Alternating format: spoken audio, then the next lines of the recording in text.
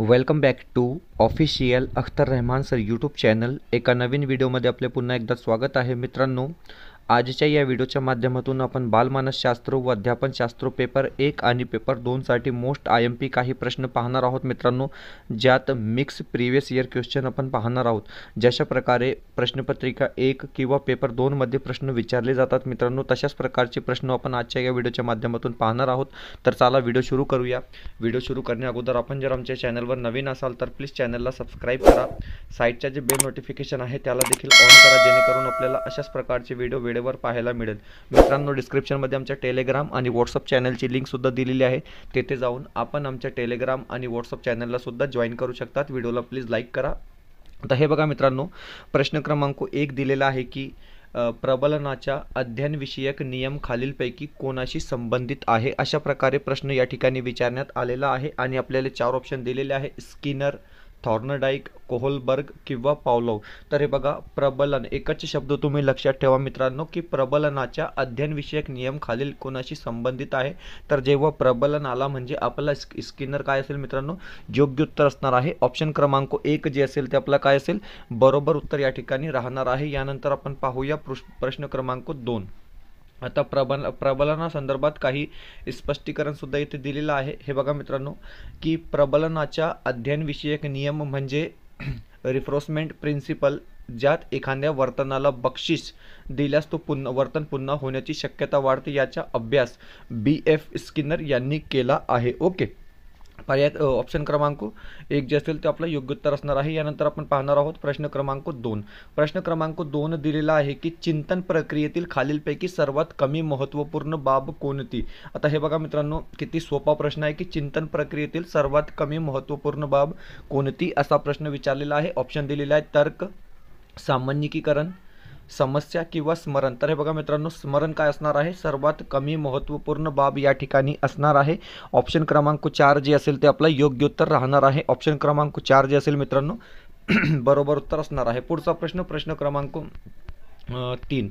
प्रश्न क्रमांक 3 दिलेला आहे की प्रश्न क्रमांक 3 दिलेला आहे की वाढ ही डॅश डॅश संकल्पना आहे. अशा प्रकारचे प्रश्न मित्रांनो तुम्हाला सीटेटमध्ये आणि TAT दोन्ही परीक्षेमध्ये वारंवार विचारले जातात की वाढ आणि विकास हे या संदर्भात नेहमी प्रश्न विचारले जातात. तर हे बघा, वाढ ही डॅश डॅश संकल्पना आहे. ऑप्शन दिलेला आहे: संख्यात्मक संकल्पना आहे, गुणात्मक संकल्पना आहे, अंशतः संख्यात्मक व अंशतः गुणात्मक संकल्पना आहे, किंवा पूर्णत गुणात्मक संख्यात्मक संकल्पना आहे. अशा प्रकारे 4 ऑप्शन दिलेले आहे. तर हे बघा मित्रांनो, वाढ ही जी असणार आहे ते वाढ हे जी असणार आहे मित्रांनो ते संख्यात्मक संकल्पना आहे. म्हणजे पर्याय क्रमांक 1 जे असेल ते आपलं योग्य उत्तर असणार आहे. आणि विकास हे काय असते मित्रांनो, तर ते गुणात्मक संकल्पना असते. म्हणजे ऑप्शन क्रमांक 1 काय असेल आपला योग्य उत्तर असणार आहे. कारण की संख्यात्मक संकल्पना कोणती, म्हणजे वाढ हे संकल्पनात्मक आहे आणि विकास म्हणजे गुणात्मक. विकास म्हणजे काय, तर गुणात्मक. हे लक्षात ठेवा मित्रांनो. फक्त हे 2च प्रश्न या ठिकाणी विचारले जातात वारंवार. प्रश्न क्रमांक 4.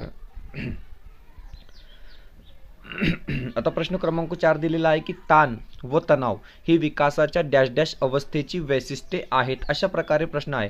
ताण व तणाव, फक्त शब्द लक्षात ठेवत जा मित्रांनो, तुम्हाला उत्तर मिळेल. ताण व तणाव ही विकासाच्या डॅश डॅश अवस्थेची वैशिष्ट्ये आहे. ऑप्शन दिलेले आहे: बाल्यावस्था, शैशवावस्था, कुमारावस्था किंवा प्रौढावस्था. तर हे बघा, ताण व तणाव ही विकासाच्या अवस्थेची वैशिष्ट्ये आहेत. म्हणजे ऑप्शन क्रमांक आपला जे C येथे दिलेला आहे ते काय असेल मित्रांनो, योग्य उत्तर असणार आहे. पर्याय क्रमांक C जे असेल ते आपला बरोबर उत्तर राहणार आहे. पुढचा प्रश्न, प्रश्न क्रमांक 5.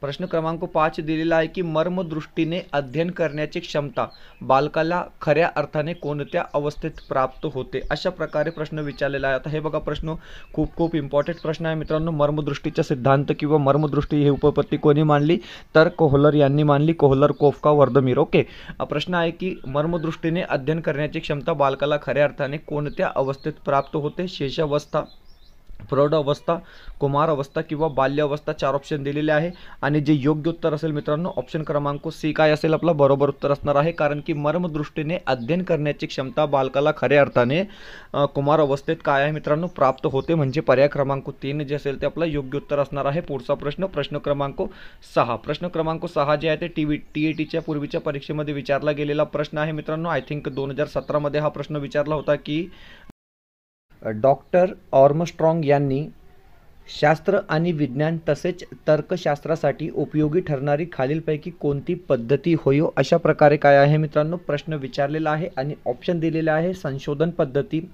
परिसंवाद पद्धती, समवाय पद्धती किंवा समालोचन पद्धती. अशा प्रकारे आपल्याला काय आहे 4 ऑप्शन दिलेले आहे आणि प्रश्न आहे की डॉक्टर आर्मस्ट्रॉंग यांनी मांडलेली शास्त्र आणि विज्ञान तसेच तर्कशास्त्रासाठी उपयोगी ठरणारी खालीलपैकी कोणती पद्धती होय, तर ऑप्शन क्रमांक 1 जे असेल तर आपला संशोधन पद्धती काय असणार आहे बरोबर उत्तर असणार आहे. या ठिकाणी फक्त तुम्ही काय लक्षात ठेवा, शास्त्र आणि विज्ञान तसेच तर्कशास्त्रासाठी उपयोगी ठरणारी पद्धत म्हणजे संशोधन पद्धत. ऑप्शन क्रमांक 1 जे असेल ते आपला मित्रांनो बरोबर उत्तर या ठिकाणी राहणार आहे. पुढचा प्रश्न सुद्धा आपल्याला प्रिव्हियस इयर क्वेश्चन या ठिकाणी पाहायला मिळेल मित्रांनो. 2017च्या परीक्षेमध्ये प्रश्न विचारला गेला होता की अध्ययन क्रियेतील प्रगतीस खालीलपैकी कोणते विधान सहाय्यभूत ठरत नाही. आता हे बघा नाही असा प्रश्न या ठिकाणी विचारलेला आहे की अध्ययन क्रियेतील प्रगतीस खालीलपैकी कोणते विधान सहाय्यभूत ठरत नाही किंवा पूरक ठरत नाही, अशा प्रकारे प्रश्न आहे. तर हे बघा ऑप्शन दिलेले आहे की एखाद्या विषयात विशेष रुची असेल तर प्रगती वेगाने होते. हे बरोबर आहे मित्रांनो, कारण की रुची असणे आवश्यक आहे तेव्हाच आपल्याला आपला डेव्हलपमेंट होत असतो. जी गोष्ट शिकायची आहे तिचे अध्ययन पूर्वी काही प्रमाणात झालेले असेल तर ते प्रगतीला अपकारक ठरते. तर हे बघा मित्रांनो अपकारक काय आहे या ठिकाणी निगेटिव्ह पॉईंट दिलेला आहे. शिकण्यातील प्रगती काही प्रमाणात व्यक्तीच्या अनुवांशिक पात्रतेवर अवलंबून असते. एकदम 100% बरोबर आहे मित्रांनो. आणि शिकण्याच्या योग्य पद्धतीच्या प्रगतीवर सुपरिणाम होतो, हे सुद्धा काय आहे बरोबर आहे, परंतु अपकारक ठरते हे काय दिलेलं आहे चुकीचा दिलेला आहे. म्हणजे नेगेटिव्ह जे शब्द असतात मित्रांनो ते फक्त आपल्याला या ठिकाणी काय असतात आयडेंटिफाय करायचे असतात मित्रांनो. आणि आपलं जे बरोबर उत्तर असेल ऑप्शन क्रमांक 2 जे असेल ते आपलं योग्य उत्तर असणार आहे, कारण की सहाय्यभूत ठरत नाही असा प्रश्न विचारला होता. पुढचा प्रश्न क्रमांक 8. 8वा प्रश्न दिलेला आहे की शरीर रचनेवर आधारित स्थूलदेही, सूक्ष्मदेही सुदृढदेही व कृशदेही हे व्यक्तिमत्वाचे प्रकार डॅश डॅश यांनी मांडले. तर हे बघा मित्रांनो शरीर रचनेवर आधारित स्थूलदेही, सुदृढदेही व कृशदेही हे व्यक्तिमत्वाचे प्रकार यांनी मांडले हिप्पोक्रेटस, कार्ल युंग, विल्डम शेल्टर किंवा क्रेशमर. तर हे बघा मित्रांनो या ठिकाणी जे बरोबर उत्तर असणार आहे ऑप्शन क्रमांक 4 क्रेशमर यांनी हे मांडले आहे. ऑप्शन क्रमांक 4 काय असेल मित्रांनो आपला बरोबर उत्तर असणार आहे, कारण की स्थूलदेही, सुदृढदेही व कृशदेही हे व्यक्तिमत्वाचे प्रकार फक्त लक्षात ठेवा मित्रांनो. आणि क्रेशमर हे लक्षात ठेवा मित्रांनो, क्रेश सारखा हा नाम आहे, म्हणजे ऑप्शन क्रमांक 4 जे असेल ते आपलं योग्य उत्तर या ठिकाणी काय आहे असणार आहे. पुढचा प्रश्न क्रमांक 9 दिलेला आहे की आता हे बघा तशाच प्रकारचा प्रश्न आहे परंतु चेंज करून विचारलेला आहे की शरीरातील 4 द्रवांवर आधारित सुस्त, शीघ्रकोपी, उत्साही व विषण्ण हे 4 द्रव आहे मित्रांनो. सुस्त, शीघ्रकोपी, उत्साही व विषण्ण हे व्यक्तिमत्वाचे प्रकार यांनी मांडले. आता ते हे बघा मित्रांनो क्रेशमर यांचे प्रकार जे आहे ते वेगळे आहे, परंतु इथे दिलेलं आहे सुस्त, शीघ्रकोपी, उत्साही व विषण्ण हे प्रकार कोणी मांडले तर हिप्पोक्रेटस. ऑप्शन क्रमांक 4 जे असेल ते आपलं योग्य उत्तर असणार आहे मित्रांनो, कारण की क्रेशमर यांचे प्रकार वेगळे आणि हिप्पोक्रेटस यांचे व्यक्तिमत्वाचे प्रकार वेगळे हे लक्षात ठेवा. सुस्त, शीघ्रकोपी, उत्साही व विषण्ण, उत्साही हे शब्द तुम्हाला लक्षात राहील मित्रांनो. ओके, पुढचा प्रश्न क्रमांक 10 दिलेला आहे की खाली दिलेल्या गरजांपैकी कोणती व्यक्तिगत गरज आहे. तर हे बघा मित्रांनो व्यक्तिगत गरज कोणती अशा प्रकारे प्रश्न विचारलेला आहे आणि आन्सर कीमध्ये याचे जे उत्तर दिलेलं आहे मित्रांनो प्रतिष्ठा काय असेल आपला योग्य उत्तर असणार आहे. ऑप्शन क्रमांक ए जे असेल ते आपलं बरोबर उत्तर असणार आहे मित्रांनो. व्हिडिओ आवडत असेल तर प्लीज व्हिडिओला लाईक करा. आपण जर आमच्या चॅनलवर नवीन असाल तर प्लीज चॅनलला सबस्क्राईब करा. डिस्क्रिप्शनमध्ये आमच्या टेलिग्राम आणि व्हॉट्सअप चॅनलची लिंकसुद्धा दिलेली आहे, तेथे जाऊन आपण आमच्या टेलिग्राम आणि व्हॉट्सअप ग्रुपलासुद्धा जॉईन करू शकतात मित्रांनो. हिंदीचे आमचे लाईव्ह क्लासेस असतात, लिंक जे आहे ते आमच्या टेलिग्राम आणि व्हॉट्सअप चॅनलवर पाठवली जाते. पुढचा प्रश्न क्रमांक 11 प्रश्न दिलेला आहे की हे बघा मित्रांनो ओके बालमानसशास्त्र व अध्यापनशास्त्रासाठी काही विशेष प्रश्नसंच मी या ठिकाणी तयार केलेले आहे। तुम्ही पाहू शकतात मित्रांनो, जवळपास 2 महिने मी हे प्रश्नपत्रिका तयार केलेली आहे। त्यात तुम्हाला प्रीवियस इयरचे काही प्रश्न पाहायला मिळेल, म्हणजे संपूर्ण प्रश्न पाहायला मिळेल। सोबतच तुम्हाला मित्रांनो अतिशय कठीण पातळीवर जशा प्रकारे प्रश्न विचारले जातात पेपर 1 आणि पेपर 2 मध्ये, तशा प्रकारचे क्वेश्चन सेट आम्ही या ठिकाणी बालमानसशास्त्र व अध्यापनशास्त्र विषयासंदर्भात तयार केलेले आहे। मित्रांनो, परीक्षेसाठी तुम्हाला फुल प्रॅक्टिस या क्वेश्चन सेटच्या माध्यमाने भेटू शकते मित्रांनो, कारण की स्पेशल प्रश्नसंच आहे आणि एकूण 10 प्रश्नसंच तुम्हाला भेटत आहे मित्रांनो। प्रत्येक प्रश्नसंचामध्ये तुम्हाला 30 प्रश्न या ठिकाणी मिळणार आहे आणि परीक्षेच्या दृष्टिकोनातून अत्यंत उपयुक्त हे क्वेश्चन सेट असणार आहे मित्रांनो। प्राइस जस्ट 199 आम्ही या ठिकाणी ठेवलेली आहे मित्रांनो, कारण की खूप मेहनत करून आम्ही हे प्रश्नपत्रिका या ठिकाणी तयार केलेली आहे आणि तुम्हाला हे प्रश्नपत्रिका पास करू शकते अशा प्रकारची ही प्रश्नपत्रिका मित्रांनो। कॉन्टॅक्ट डिटेल दिलेली आहे, या नंबरवर व्हॉट्सअप करून तुम्ही हे काय आहे परचेस करू शकतात। व्हिडिओला प्लीज लाईक करा, चॅनलवर नवीन असाल तर सबस्क्राईब करा। पुढचा प्रश्न क्रमांक 11।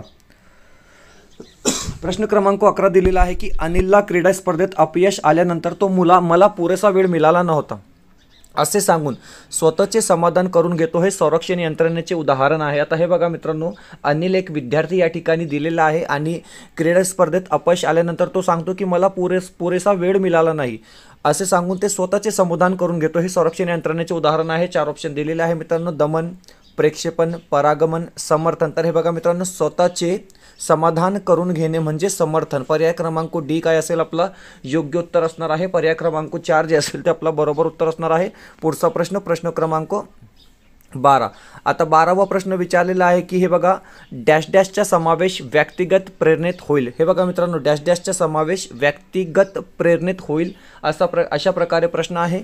भूक, अभिरुची, सुरक्षा किंवा यश अपयश अशा प्रकारे 4 ऑप्शन दिलेले आहे मित्रांनो आणि खाली स्टेटमेंट टाइप आपल्याला काय आहे या ठिकाणी उत्तर द्यायचं आहे। हे बघा, ओ व बो व को व डो किंवा बो व डो। तर हे बघा मित्रांनो, या ठिकाणी जे योग्य उत्तर राहणार आहे ते असेल अभिरुची आणि यश अपयश। हे काय आहे मित्रांनो, व्यक्तिगत प्रेरणेत येईल, म्हणजे ऑप्शन क्रमांक जे असेल आपला बो आणि डो ते आपला काय असणार आहे बरोबर असणार आहे। हे बघा, ऑप्शन क्रमांक 4 बो आणि डो काय असेल आपला योग्य उत्तर असणार आहे। पुढचा प्रश्न क्रमांक 13।